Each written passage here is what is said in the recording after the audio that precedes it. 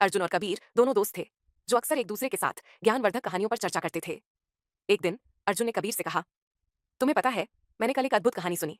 उसमें जंगल और शेर से जुड़ी एक गहरी सीख थी। कबीर उत्सुक होकर बोला, ओह सुनाओ, मुझे भी तो पता चले कि क्या खास था उस कहानी में। अर्जुन ने शुरू किया।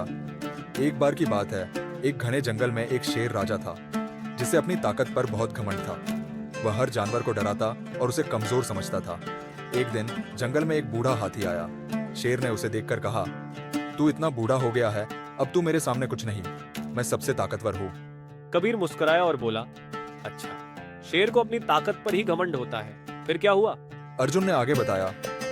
हाथी ने शांत स्वर में कहा, शेर महाराज, ताकत जरूरी है, लेकिन सबसे बड़ी शक्ति धैर्य और बुद्धिमत्ता में होती है। शेर हंसा और बोला, तू अपनी बातें अपने पास रख, मैं अपने पंजों और दांतों से ही सब कुछ जीत सकता हूँ।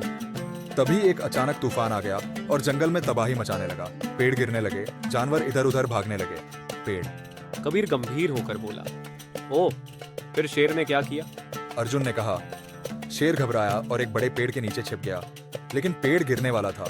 तभी बूढ़ा हाथी आया और अपने धैर्य और बुद्धिमत्ता से पेड़ को संभाला और शेर की जान बचाई। तूफान थमने के बाद शेर ने महसूस किया कि ताकत के साथ बुद्धिमानी और धैर्य भी जरूरी होते हैं।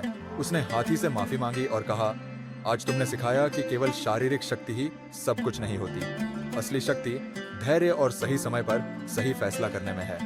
कबीर ने सिर हिलाया और कहा, वाह, ये तो सच में एक गहरी सीख है। जीवन में हमें अक्सर लगता है कि ताकत ही सब कुछ है, लेकिन असली शक्ति तो हमारे धैर्य और सोचने की क्षमता में है। अर्जुन मुस्कुराया और कहा, बिल्कुल सही कहा कबीर, यही तो उस कहानी की मुख्य सीख है। सिर्फ ताकत से कुछ नहीं होता, धैर्य और बुद्धिमानी से ही सच्ची सफलता मिलती है। कबीर ने संतोषजनक स्वर में कहा, यह कहानी मैं भी दूसरों को सुनाऊंगा। इसमें जो सीख छिपी है वह सबको समझनी चाहिए। दोनों दोस्त हंसते हुए चलते बने, उस कहानी की गहराई को अपने दिलों में समेटे हुए।